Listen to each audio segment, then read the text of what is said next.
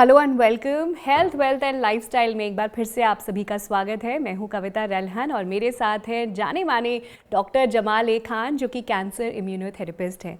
Doctor बहुत बहुत स्वागत है आपका हेल्थ वेल्थ लाइफस्टाइल में। धन्यवाद जी, आप बहुत दिन बाद आई। हाँ, आई थिंक काफ़ी महीने हो गए हैं और मुझे ऐसा लगा कि आज का जो ये एपिसोड है, आज हम बात करेंगे विमेन के ऊपर। औरतों में या विमेन में ज़्यादातर प्रॉब्लम आती है मेनोपॉज के आसपास। तो ये क्यों होता है और व्हाट इज़ मेनोपॉज?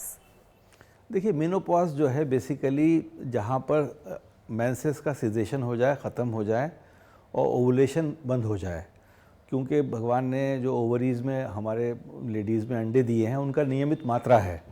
वो जब नियमित मात्रा ख़त्म हो जाएगी तो वो फिर ओवुलेशन ख़त्म हो जाएगा। ओवुलेशन के साथ साथ हार्मोन्स की रिलीज़ ख़त्म हो जाएगी और जो माहवारी का साइकिल है वो बंद हो जाएगा।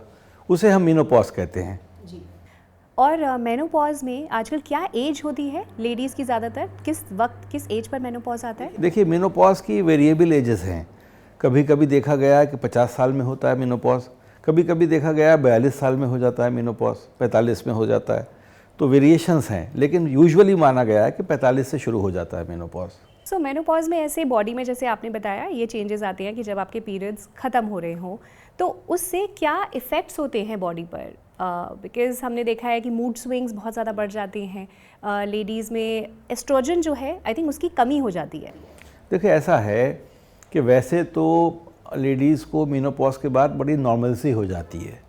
मेनोपॉज जब शुरू होता है तब प्रॉब्लम्स होती हैं, क्योंकि वो लड़की जब 12 साल की थी उसने अपनी ज़िंदगी गुजारी उस वक्त तक, तो उसको मूड स्विंग्स की आदत थी।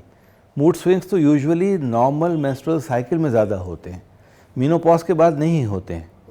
लेकिन जब सिजेशन ऑफ मेंसेस होता है तो एस्ट्रोजन प्रोजेस्टेरॉन के लेवल्स फ्लक्चुएट करते हैं, कम होने लगते हैं, तो मूड स्विंग ज़्यादा होते हैं और कोल्ड फ्लशेस होते हैं, बुरा लगता है, एनवायरनमेंट अच्छा नहीं लगता। और दूसरा ये जब फोरकास्ट करने लगती है ना वो कि मुझे ऐसा हो जाएगा कि अब मैं मतलब एक तरीके से इनकेपेबल हूँ, ऑफस्प्रिंग नहीं पैदा कर, मतलब बच्चा नहीं पैदा कर सकती, वो फीलिंग अपने आप में एक बहुत भयानक सी फीलिंग होती है। शायद उसकी वजह से भी लड़कियों को, लेडीज़ को बुरा लगता है। लेकिन वंस मैंने पॉज सेट्स इन, एलिसिट हो गया, ख़त्म हो गया सब काम, तो लेडीज़ बहुत काम डाउन हो जाती हैं, because that is the best period they have. उनको वो प्रॉब्लम सारी जो हर महीने आती थी, अप्स एंड डाउन्स, वो ख़त्म हो जाते हैं। तो ये चीज़ है। और मेनोपॉज सब चीज़ है, सबकी ज़रूरत है। उसके बाद में जैसे है ना, हमारे मज़हब में भी है, आपके यहाँ भी है, कि हर चीज़ का एक पीरियड है। तो एक लाइफ का अलग पीरियड है वो, कि उसमें आप पॉलिटिकल करियर बना सकती हैं, एजुकेशनल करियर बना सकती हैं, लेखक बन सकते हैं, बहुत से काम ऐसे कर सकते हैं जो अभी तक आप नहीं कर रहे थे, जिसके लिए समय नहीं मिलता था। आप परिवार में थे अपने, अब वो परिवार का पीरियड ख़त्म हो गया। Now you have another life से of 30-40 years where you enjoy that life. Menopause से लोग डरते क्यों हैं? मैंने ज़्यादातर जो मेरी फ्रेंड्स हैं, अभी उन्होंने 40 जस्ट एंटर ही किया है, मेनोपॉज के नाम से ना लेडीज़ में ये फीलिंग आती है कि अब हम ओल्ड हो रहे हैं, तो मेनोपॉज से डरती हैं कि अब पता नहीं कौन सा फेज शुरू हो जाएगा, शायद मैं उतनी अट्रैक्टिव नहीं लगूंगी, शायद अब मैं ओल्ड एज की तरफ एंटर कर रही हूँ। So why this lot of stigma, why this fear of? नहीं, ऐसा होता है यूजुअली। एजिंग का प्रोसेस तो एक है, वो पार्ट है। लेकिन अब क्या है कि ना, एस्ट्रोजन के रिप्लेसमेंट थेरेपीज़ भी आ गई हैं। ये ज़रूर कहूँगा कि oestrogen replacement therapies out of risk नहीं है, रिस्क उनमें है, लेकिन कम मात्रा में रिस्क है। अब मतलब ब्रेस्ट कैंसर होने का रिस्क है, ये सब चीज़ें हैं। लेकिन उससे एक फ़ायदा होता है कि बुढ़ापा नहीं दिख नज़र आएगा आपको। ये थेरेपी अगर आप लेते हैं, अगर हम लेंगे, रोज़ एस्ट्रोजन लेते हैं, तो वो बूढ़े होने वाली फीलिंग नहीं आएगी। दूसरा उसका तरीका ये है कि अगर हम फिज़िकल एक्टिविटी कर रहे हैं, मान लीजिए हम अपने बॉडी पे ध्यान रख रहे हैं, तो भी हम जो है अच्छे रह सकते हैं। दोनों ही चीज़ें हैं। तो ये कहना बड़ा मुश्किल है, ऐसी कोई क्रॉस सेक्शनल स्टडीज़ मैंने पढ़ी नहीं कि जो लेडीज़ फिट रहती हैं, क्या वो एस्ट्रोजन रिप्लेसमेंट थेरेपी पे हैं या वो अपना लाइफस्टाइल को चेंज किया है, उन्होंने उसको अडॉप्ट किया है। ऐसी स्टडीज़ मैंने ढूंढी थी। आपने जब मुझसे कहा कि मैं ये टॉपिक लूँगी, तो मैंने देखा कि मैं पढ़ूँ, तो मैंने बहुत क्रॉस सेक्शनल स्टडीज़ पढ़ी, लेकिन ये नहीं पाया गया कि कोई अपना बारे में बात नहीं करेगा ना। कि मैं क्या काम करता हूँ, क्यों मैं ऐसा फिट हूँ। बट ये है कि एस्ट्रोजन रिप्लेसमेंट थेरेपीज़ में मैंने ऐसे लोग देखे हैं जो मेरे पेशेंट्स रहे हैं, जो 70-80 ईयर्स की लेडीज़ होंगी, लेकिन उनकी स्किन ऐसी लगेगी कि 30 ईयर्स की है, 40 ईयर्स की है, ऐसी स्किन रहती है। कोई मुंह पे झुर्रियाँ नहीं आएंगी, हाथों में कोई झुर्रियाँ नहीं होंगी, बिल्कुल एकदम स्किन टाइट रहेगी, एकदम फ्रेश लुक रहेगी, इवन टिल 80। ये है एस्ट्रोजन रिप्लेसमेंट थेरेपीज़ जो हैं वो क्रीम के फॉर्म में भी आती हैं, पैचेस के फॉर्म में भी आती हैं और दवाई खाने के हिसाब से भी आती हैं। लेकिन फिर भी हमें हमेशा जब भी कोई थेरेपी स्टार्ट करना चाहिए, वो भी लॉन्ग टर्म की, लाइफ लॉन्ग थेरेपी है वो, तो हमें उसके स्पेशलिस्ट से संपर्क करना चाहिए। ये नहीं कि डॉक्टर जमाल ने कहा तो मैंने शुरू कर दी। डॉक्टर जमाल आपको एक आइडिया दे सकते हैं, लेकिन उस फील्ड के स्पेशलिस्ट नहीं हैं वो। जी जी। अच्छा, ये जो थेरेपी है ये क्या काफ़ी एक्सपेंसिव है और क्या ये हर कोई करा सकता है? मतलब क्या पैरामीटर्स हैं कि आपको जानना या आपको पता चले कि आपको थेरेपी की ज़रूरत है या नहीं? थेरेपी की ज़रूरत तो तकरीबन सभी को होती है। ये नहीं कह सकते कि इसको देना है, उसको नहीं देना है। ये ज़रूर है कि किस थेरेपी, मतलब उसमें कौन सी मात्रा चाहिए दवा की और कौन से तरीके से वो दवा चाहिए लेना, ये सब में वेरी करता है। कोई स्किन क्रीम पे भी काम कर सकता है, किसी को दवा खाना ही पड़ेगी। और ये भी देखना होता है कि फैमिलियल कैंसर्स तो फैमिली में रन नहीं करते हैं। जैसे किसी लेडी को, किसी बहन को किसी की ब्रेस्ट कैंसर था, तो उसको एहतियात करना चाहिए कि मुझे नहीं लेना है ये थेरेपी। तो एक जनरल रूल बता रहा हूँ मैं आपको, लेकिन कैंसर जो है फैमिलीज़ में भी रन करता है। तो कोई आप ऐसी चीज़ अगर स्टार्ट कर देंगे जिससे रिस्क बढ़ जाए, तो why to take that risk. Okay doctor Jamal, क्योंकि आप कैंसर के स्पेशलिस्ट भी हैं, इम्यूनोथेरेपी से आप कैंसर का इलाज करते हैं, मैं जानना चाहती हूँ मेनोपॉज और कैंसर का कोई रिलेशन है क्या? क्या मेनोपॉज के टाइम पे हमें कैंसर के टेस्ट कराने चाहिए, चाहे ब्रेस्ट कैंसर हो या ओवेरियन कैंसर हो? कोई रिलेशन है? मेनोपॉज के बाद रिस्क कैंसर का कम हो जाता है यूजुअली रिस्क जो है वो यंग एज में लेडीज़ को ज़्यादा रिस्क होता है कैंसर का, और ख़ास तौर से जो कैंसर्स यंग एज में होते हैं वो एग्रेसिव होते हैं, और ओल्ड एज कैंसर जो मेनोपॉज के बाद में होते हैं वो इतने एग्रेसिव नहीं होते हैं। जैसे ब्रेस्ट कैंसर तो 60 साल में भी मालूम होता है, लेकिन वो आपको डेथ नहीं देगा। अभी तो ब्रेस्ट कैंसर में इतनी अच्छी थेरेपीज़ आ गई हैं जो तकरीबन आपको सेव कर देती हैं, कैंसर से ठीक कर देती हैं। तो रिस्क यूजुअली अर्ली स्टेज में है, मेनोपॉज के बाद रिस्क भी कम है, और ड्रेडफुल डिजीज़ भी नहीं है, वो उतनी ड्रेडफुल डिजीज़ नहीं है जो यंग एज में है कैंसर। अब क्योंकि आपने ब्रेस्ट कैंसर की बात करी, तो मैं चाहती हूँ हम इस पे भी थोड़ा सा टच अपॉन कर लें। किस एज से आप अपने आप का ध्यान रखना स्टार्ट करें, और क्या किस तरह से आप घर पे चेक कर सकते हैं, या आपको डॉक्टर के पास जाके, किसी गायनी के पास जाके टेस्ट कराना है? थोड़ा ब्रीफ में अगर आप ब्रेस्ट कैंसर के बारे में बताएं। देखिए, ऐसा है कि ब्रेस्ट कैंसर का एग्जामिनेशन सब लोग बताते हैं कि सेल्फ एग्जामिनेशन करना है, लेकिन सेल्फ एग्जामिनेशन का तरीका क्या होगा वो भी इम्पॉर्टेंट है। तो एक तो हमें सेल्फ एग्जामिनेशन जो हमारी बहनें हैं, माएँ हैं, उनको करना है तो शीशे के सामने करेंगी। वो शीशा अपने सामने होगा और फिर वो अपने आप को देखेंगी, तो उसमें साइज़ दिखेगा, शेप दिखेगा, सैगिंग दिखेगी, और पूरा दोनों का स्ट्रक्चर भगवान ने इतना प्यार दिया है हमें कि जिस्म के 2 हिस्से बना दिए कि रिजेंबल कर रहे हैं एक दूसरे को कि नहीं कर रहे हैं।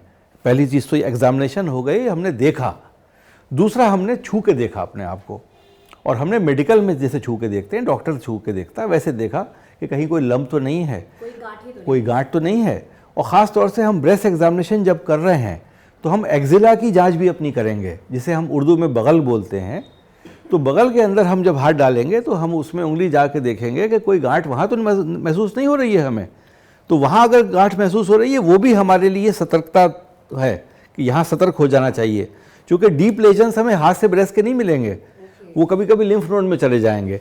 और ब्रेस्ट जो होता है वो हमारा एक्सटेंड करता है इस तरफ तक। एक जगह होती है जिसको हम एक्सिलरी टेल बोलते हैं हमारी, तो एक्सिलरी टेल जो होती है वो यहाँ तक जाती है। तो हमें यहाँ से एग्जामिन करना है ब्रेस्ट को। नज़र नहीं आ रहा है हमें ब्रेस्ट, लेकिन हमें एग्जामिन यहाँ से करना है। तो ये चीज़ें हैं। और ये कितने दिन में करना है? अगर हम 2-3 महीने में ये करते रहे रिपीट, तो कोई बुरी बात नहीं है ये। और क्या किसी भी तरह की गांठ जो है, क्या उसका मतलब कैंसर ही होता है? नहीं, ऐसा नहीं है। यंग लेडीज़ जो हम लोगों के पास आती हैं, ख़ास तौर से डॉक्टर्स के पास जाती हैं, वो गांठ के लिए परेशान हो जाती हैं, गांठ हो गई। लेकिन कभी कभी क्या होता है कि हार्मोन की चेंजेस से ब्रेस्ट में गांठ आएगी और चली जाएगी। महीने के बीच में, पीरियड्स में कभी कभी गांठ आएगी, कभी चली जाएगी। वो जो है वो कैंसर नहीं है। और कभी कभी ब्रेस्ट पेन भी होगा गांठ के साथ में, लेकिन वो फिर गायब हो जाएगा पीरियड के साथ में, वो भी कैंसर नहीं है, वो भी हार्मोनल चेंजेस की वजह से हो रहा है। कभी कभी क्या होता है कि जब ब्रेस्ट फीडिंग आप करा देंगे तो ये सब प्रॉब्लम्स ख़त्म हो जाएंगी, शादी तक ये प्रॉब्लम्स रहेंगी, शादी के बाद ख़त्म हो जाएंगी।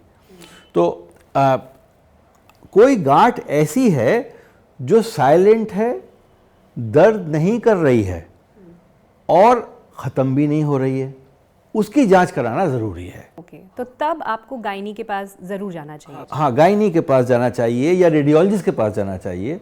रेडियोलॉजिस्ट जो मेमोग्राफी जिसको हम बोलते हैं वो भी कर सकते हैं। अल्ट्रासाउंड भी ब्रेस्ट का होता है। मेमोग्राफी में तो देखो ये है कि एक्सरेज होते हैं, तो हम बार बार मेमोग्राफी नहीं कराएंगे, एक्सरेज से भी हमें बचना होता है। और अल्ट्रासाउंड जो है वो सेफ टेक्नोलॉजी है, तो अभी काफ़ी हद तक अल्ट्रासाउंड भी रिप्लेस कर रहा है मेमोग्राफी को। अल्ट्रासाउंड में भी हमें गांठ मालूम हो जाती है कि है, वो भी इजी जांच है। इस एज के बाद आपको अपना रेगुलर चेकअप कराते रहना है ब्रेस्ट कैंसर के लिए? देखिए, मैं तो इस बारे में ये कहूँगा कि जब लड़की बालिग हो गई, 20 साल की है, 25 साल की है, तब से उसको ये ध्यान रखना चाहिए कि ऐसी, क्योंकि मैंने देखा है कि यंगेस्ट लेडीज़ यानी 20 साल की लड़कियों में भी कैंसर हो जाता है ब्रेस्ट का, तो ये बड़ा अनफॉर्चुनेट है। लेकिन जनरली जो हमने देखा है वो एक एज है 30+, 30 to 60, that is the period when one should get always examined. तो ये नहीं कि रोज़ करा रहे हैं, बट हमें कराते रहना चाहिए। अल्ट्रासाउंड है, फिर मार्कर भी है, कुछ ऐसे ब्लड टेस्ट होते हैं जिनको भी हम साल भर में एक बार करा लें। कभी कभी वो मार्कर भी बढ़ जाता है, खाली ब्रेस्ट में कुछ भी नज़र नहीं आएगा, ये चीज़ें हैं। बिल्कुल। सो अभी हमने यहाँ पे ब्रेस्ट कैंसर की बात, एक चीज़ और आपकी, सॉरी बात कट गई, निपल का रिट्रैक्शन। निपल जो है ब्रेस्ट में, वो भी एक ऐसा है कि अगर वो पीछे जा रहा है, दब रहा है, वो भी एक खतरनाक तरीके का कैंसर पैदा करता है, वो भी देखना चाहिए। Now coming back to menopause, menopause से अगर कोई गुजर रहा है, जैसा आपने बताया अराउंड 50 के आसपास ये होता है, क्या क्या प्रिकॉशंस या क्या क्या मेजर्स एक लेडी को लेने चाहिए in terms of diet, in terms of exercise, या अपना लाइफस्टाइल किस तरह से बदले? किन चीज़ों से या किन स्टेप से मेनोपॉज आपका जो है थोड़ा इजी ब्रीजी हो सकता है? देखो, हाँ, हमेशा हमें जो है, वैसे तो मैं मना करता हूँ मीठा खाने को, लेकिन मेनोपॉज में थोड़ा बहुत मीठा खाएं तो बहुत अच्छा रहता है। मूड चेंजेस आती हैं, पॉजिटिव मूड देता है, बिकॉज इंस्टेंट एनर्जी देता है। तो जो कोल्ड फ्लशेस होते हैं उनमें फ़ायदा करता है। ये मैं नहीं कह रहा कि आपने शक्कर उठाई और खाना शुरू कर दिया, मीठे की दुकान पे चले गए, खाने लगे। लेकिन अगर आप एक डार्क चॉकलेट रखे हुई है आपके पास और डार्क चॉकलेट आपने एक छोटा सा पीस खा लिया, तो उससे मूड स्विंग्स कम हो जाते हैं, ये पाया गया है। और दूसरा ये है कि हम भूखे नहीं रहें उस वक्त में, भूख से भी बढ़ता है ये। जब हम भूखे होंगे किसी भी किस्म से, सुबह में ख़ास तौर से सो के उठेंगे तो बहुत बुरा लगेगा, या शाम को सो के उठेंगे तो बहुत बुरा लगेगा, बहुत मूड ऑफ होगा हमारा। तो वो चीज़ें भूख से ख़त्म हो जाती हैं काफ़ी हद तक। और उस वक्त में जब ये मेनोपॉज स्टार्ट हो रहा होगा और अगर आपने हार्मोन थेरेपी लेना शुरू कर दी तो सिम्टम्स गायब हो जाएंगे। मेनोपॉज एलिसिट फिर भी करेगा, ये मतलब नहीं है कि आपने हार्मोन अगर लेना शुरू किए तो मेनोपॉज डिले हो जाएगा। Menopause will come at the same time when it is there, वो वक्त चेंज नहीं होगा, उसका डिले नहीं होगा, तो उसमें कोई मुश्किल नहीं है। हार्मोन रिप्लेसमेंट थेरेपी उस वक्त भी शुरू कर सकते हैं जब मूड चेंजेस ज़्यादा आ रही हैं। और एक्सरसाइज, क्या एक्सरसाइज, योगा, वॉक, ये सब चीज़ें ज़रूर करनी चाहिए? ध्यान बटाती है हमारी फिजिकल एक्टिविटीज़ है, उसमें हमें मूड चेंजेस हमेशा होती हैं। हमेशा हम जब आइजोमेट्रिक एक्सरसाइजेस करते हैं, वेट लिफ्टिंग वाली, चाहे वो लड़कियां हों चाहे लड़के हों, उसमें मूड हमारा बहुत अच्छा हो जाता है ख़ास तौर से, तो वो करना चाहिए थोड़ा। ओके। और क्या स्लीप में भी, स्लीप के पैटर्न में भी चेंजेस आते हैं ड्यूरिंग? आते हैं, स्लीप पैटर्न में चेंजेस आते हैं, आँख खुल जाएगी, घबराहट शुरू हो जाएगी। वही वाली बात है, सबसे ज़्यादा हमें दिमाग से लड़ना है ना, क्योंकि दिमाग ये संदेश दे रहा है कि मैं अब बच्चा पैदा नहीं कर सकती इसके बाद में, या मेरी फैमिली या कैसे, या मुझ में इंटरेस्ट लूज़ कर जाएंगे लोग, या मेरा अपना हस्बैंड मुझसे दूर हो जाएगा। ये सब गलत धारणाएं हैं। मैंने जैसे बताया, वो फेज़ बहुत अच्छा फेज़ होता है जहां आपको किसी तरीके की कोई परेशानी है ही नहीं अब। राइट। चलो, आई थिंक आपने बहुत सारी अच्छी बातें बताई मेनोपॉज को लेके, लेकिन एक और इम्पॉर्टेंट टॉपिक है जिसके लिए आई एम श्योर जितनी भी लेडीज़ ये शो देख रही हैं जानना चाहेंगी। PCOD, ये जो यंग गर्ल्स में PCOD की प्रॉब्लम है, इसके क्या कारण है और कैसे इससे डील किया जा सकता है? अच्छा टॉपिक है। कुछ इसमें इनडायरेक्ट एविडेंसेस हैं जिनकी वजह से हम कहते हैं कि ये हो गया पीसीओडी। देखो ऐसा है, आप एक तो वही वाली बात है कि जल्दी अगर हम लड़की बालिग हो रही है, अगर उसकी उम्र 11 साल की है, वो बालिग हो रही है, तो थोड़ी सी प्रॉब्लम है। कुछ किताबों में ये लिखा है कि जो फास्ट फूड्स हैं या कोल्ड ड्रिंक्स हैं, ये भी इस चीज़ को प्रमोट कर देते हैं। और जैसे हमारे लाइफस्टाइल हैं आजकल, जिस तरीके से हम बच्चे रह रहे हैं, खूब कोल्ड ड्रिंक्स ले रहे हैं, चिप्स खा रहे हैं, जंक फूड ले रहे हैं, तो ये कहीं कहीं इसमें भी है। और कभी ऐसा भी होता है कि पहले भी रहता होगा लेकिन डिटेक्शन रेट अब ज़्यादा हो गया तो अब हमें ज़्यादा मालूम है। और पीसीओडी थोड़ा प्रॉब्लमेटिक है, चैलेंजिंग है, बट पीसीओडी सेटल कर जाता है अगर लड़की की शादी हो जाए और शादी होकर वो कंसीव भी कर ले, what ever way she has conceived, in what ever way, normal way में भी कंसीव कर सकती है और असिस्टेड फर्टिलाइजेशन भी कर सकते हैं, तो वो सेटल डाउन कर जाता है। और इसमें भी क्या है, दो तरह की चीज़ें हैं। एक मेल टाइप पैटर्न शुरू होने लगता है, डार्कनिंग ऑफ स्किन हो जाएगी, हेयर ग्रोथ ज़्यादा हो जाएगी, कभी कभी पिंपल्स बहुत ज़्यादा होने लगेंगे, कभी कभी सैगिंग होने लगेगी बॉडी की, तो और कभी कभी पीरियड्स तो इरेगुलर होते ही हैं उसमें। उसका मेन मकसद ये है, कभी पीरियड को 2-3 महीने नहीं होगा, कभी होगा तो हैवी पीरियड होगा, कभी स्कैंटी होगा। तो पीसीओडी को हम ऐसे माप कर है उसका, अल्ट्रासाउंड करते हैं, मालूम होना चाहिए कि ओवरी का शेप साइज़ कैसा है।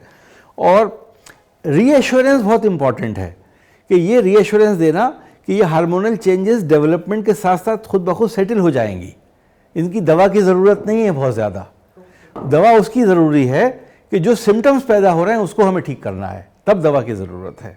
सो जितनी भी ये मदर्स शो देख रही हैं जिनकी डॉटर के पीरियड्स अभी बस स्टार्ट ही होने वाले हैं एक तरह से, तो पीसीओडी ना हो उसके लिए कुछ मेजर्स हैं? मतलब आई एम श्योर जैसा आपने बताया डाइट से हो जाता है, अगर आप डाइट ठीक नहीं ले रहे हैं तो डाइट ठीक रखना बच्चों की, और क्या क्या एक्शंस ले सकते हैं कि जैसे टू मेक श्योर कि हमारी डॉटर्स को पीसीओडी ना हो? फिज़िकल एक्टिविटी बहुत इंपॉर्टेंट है लड़कियों की। लड़कियों को भी फील्ड में जाना चाहिए, लड़कियां भी खेलना चाहिए। लेकिन मैं तो ये कहूँगा कि आज की तारीख में कोई खेल ही नहीं रहा है, मोबाइल में ही सब लोग घुसे हुए हैं, तो हमें सबको मोबाइल से बाहर निकलना है, वो भी एक रास्ता है। लेकिन कोई ऐसा मैं आपको वो नहीं दे सकता एक कमांड या कोई ऐसा रूल जिससे मैं ये कहूँ कि ये करोगे तो पीसीओडी नहीं होगा, बिकॉज पीसीओडी जो है डेवलपिंग एज में शुरू हो जाएगा। मल्टीपल कभी कभी फॉलिकल्स होते हैं ओवरी में, कभी कभी ओवरी का शेप डिफरेंट होता है, तो ये चीज़ें कभी कभी मतलब बाय बर्थ होती हैं, तो they manifest at the time of manifestation, कि जब उसका मीनाक शुरू हुआ, जब उसने पीरियड्स आए, तब उसको ये सब कुछ होने लगा। और क्या डॉक्टर, अगर एक मदर को पीसीओडी रहा अपने ए टाइम में when she was a teenager, तो क्या ये ज़रूरी है कि डॉटर भी? ज़रूरी तो नहीं है, लेकिन लिंक्ड है, फैमिलियल इसमें टेंडेंसी है, लिंक्ड है ये। सो एटलीस्ट वो मदर्स जिन्होंने अपने टाइम में पीसीओडी से गुजरी हैं, तो they have to make sure कि वो ज़्यादा ध्यान रखें अपनी डॉटर्स का। जी, एक बात और बताता चलूँ, जो नॉर्मल हमारे टेस्ट हैं लैब के, वो सबको कराना चाहिए पीसीओडी अगर है। कभी कभी क्या होता है, थायराइड की वजह से भी पीसीओडी होता है, थायराइड की डेफिशिएंसी है या एक्सेस है, तब भी हो सकता है। तो कॉर्टिसोल का एक लेवल होता है, वो भी मालूम करना चाहिए मॉर्निंग इवनिंग का, कि सीरम कॉर्टिसोल कितना है। तो ये सब चीज़ें अगर हम पता करेंगे तो हम पहले से एहतियात कर सकते हैं कि ये पूरी तरह मैनिफेस्ट नहीं हो। इसका करेक्शन मेजर्स हैं जो हम कर सकते हैं दवाओं के ज़रिए। और अगर पीसीओडी है तो सिर्फ दवाइयाँ नहीं, आप बाकी चीज़ों से भी, जैसा आपने बताया, अगर आप अपनी डाइट ठीक कर लें, एक्सरसाइज करें, तो आप उससे भी उसको ट्रीट कर सकते हैं, राइट? जी, उससे भी कर सकते हैं। पीसीओडी का ताल्लुक कैंसर से नहीं है, ये भी बताना ज़रूरी है। डॉक्टर जमाल, आज तो मुझे लग रहा है हमने काफ़ी बातें करी, पीसीओडी की बात करी, मेनोपॉज की बात करी है, लेकिन पूरे इस एपिसोड में शूट करते करते मुझे बहुत खांसी आई, और इसका जो ब्लेम है मैं देना चाहूँगी दिल्ली में जो पोल्यूशन लेवल्स बढ़ गए हैं। मैं चाहती हूँ उसके ऊपर आप कुछ टिप्स दें। जो आजकल हवा ख़राब हो गई है दिल्ली एनसीआर में, उसमें अपने गले का अपना ख्याल कैसे रखा जाए? देखिए, इसमें मुश्किल ये है कि हमें बाहर निकलना ही होता है। बाहर निकलें तो पोल्यूशन तो है, और पोल्यूशन का डायरेक्ट लिंक सब बीमारियों से है, रेस्पिरेटरी डिस्ट्रेस से है, इन्फेक्शन से है। इसको कम करने के लिए एक्सपोजर कम हो आपका, और मास्क यूज़ करें। आपको याद होगा कि आप मास्क यूज़ कर रहे थे जब कोविड हुआ था, उसमें कई किस्म के मास्क आते थे, 3 लेयर्ड मास्क भी आते थे, उनको यूज़ करना बहुत ज़रूरी है। अगर वो मास्क आप यूज़ करेंगे तो फिर भी आप ब्रीथ नॉर्मल एयर कर सकते हैं थोड़ी सी, उसमें से आपका जो कंटेमिनेशन है वो थोड़ा कम हो जाएगा, ख़त्म तो नहीं होगा लेकिन कम हो जाएगा। और इंडोर्स में ज़्यादा रहें। उसके अलावा आई थिंक गागल मैं कर रही थी, गागल से भी आपको लगता है सॉल्ट वाटर के जो गागल्स होते हैं वो भी हेल्प करेंगे इस मौसम में? वो तो आपके एक जो सिक्रीशंस है उनको साफ़ कर देंगे, लेकिन जो आप इनहेल कर रही हैं एयर वो तो सीधी लंग में जाएगी ही जाएगी। तो इसके लिए ये तो नहीं कहूँगा दिल्ली छोड़ के चले जाइए, दिल्ली खाली हो जाएगी हमारी। तो बस ये है कि हमें ये पता होना चाहिए कि पोल्यूशन क्यों होता है इतना हमारे यहाँ। तो पोल्यूशन का वजह ये है कि हम जो है बहुत सी चीज़ें ऐसी हैं जिसमें गवर्नमेंट के मतलब काम चाहिए। कहीं पर जो काम हो रहा है, कंस्ट्रक्शन वर्क हो रहा है, उसमें बहुत धूल उड़ती है, उसको हम कैसे रोकें, स्प्रिंकलर्स लगाएं, पानी छिड़कें, जो मिट्टी उड़ रही है सड़कों पे उसको फुटपाथ प्रॉपर हो, पेड़ों पे छिड़काव हो जाए तो पेड़ों की धूल ख़त्म हो जाए, ये सब करें। कभी कभी आर्टिफिशियल रेन भी प्रोड्यूस कर सकते हैं, क्लाउडिंग हम कर सकते हैं, क्लाउड सीडिंग जिसको बोलते हैं, वो भी कर सकते हैं। हमारे यहाँ वो बात नहीं होगी कि सैलाब आ जाएगा जो कुछ मुल्कों में आया है क्लाउड सीडिंग से, यहाँ नहीं आएगा, क्योंकि हमारे पास मालूम है कि हम रेन से कैसे निपटते हैं। तो जैसे हमारी बारिश होती है आपने देखा होगा कि फ़ौरन मालूम होता है कि कूल एयर हो गई, प्लेजेंट हो गया और साफ़ हो जाती है। For some days it becomes very clean, तो वो for some days is also very good for our health. क्या कुछ डाइट में चेंजेस कर सकते हैं इस टाइम पे ताकि पोल्यूशन जो है वो कम इम्पैक्ट करे? काढ़ा पिए आप, हमारे तो प्राइम मिनिस्टर बताते हैं कि काढ़ा पीजिए, और वो भी अच्छी चीज़ है, वो आयुर्वेदा में है हमारे। बेसिकली सूप्स पीजिए आप, सूप्स बहुत अच्छे हैं। काढ़ा तो एक बिल्कुल आयुर्वेदिक प्रोटोकॉल हो गया, लेकिन सूप्स जितना भी आप हाइड्रेशन करेंगी ख़ास तौर से सॉल्ट्स के साथ में, उतना ही ज़्यादा आपको पोल्यूशन का असर कम हो। और एक और चीज़ मैं ले रही हूँ जिससे आई एम श्योर मेरी सेहत बेटर होने वाली है, वो है थ्राइव। थ्राइव के बारे में बात करना चाहेंगे? आपने थ्राइव लिया? जी, आपने मुझे दिया। और आपको कुछ लगा उससे फ़र्क? मिनट एनर्जी लेवल्स में बहुत फ़र्क लगा मुझे। यस, लीजिए, कविता ने भी लिया भाई, आप लोग भी सुन लीजिए। तो ये आप लोग भी लीजिए, और ये अच्छी चीज़ है, इसमें सब नेचुरल प्रोडक्ट्स हैं, कोई प्रिजर्वेटिव नहीं है। दूध और पानी में मिला के आप पी लीजिए, एक पैकेट एक दिन में रोज़ पी लीजिए, कभी सुबह में पी सकते हैं, शाम में पी सकते हैं, जब आपका खाली पेट हो। तो 3-4 घंटे आपको भूख नहीं लगेगी उसके बाद, तो उससे आपका वेट लॉस भी होने का रास्ता है और एनर्जी लेवल्स तो बढ़ ही जाते हैं। जी बिल्कुल। So on that note I think it's time to say bye bye. अगले वीडियो में आपसे फिर से मिलेंगे एक नए टॉपिक के साथ। आपका शुक्रिया, बहुत बहुत धन्यवाद, थैंक यू।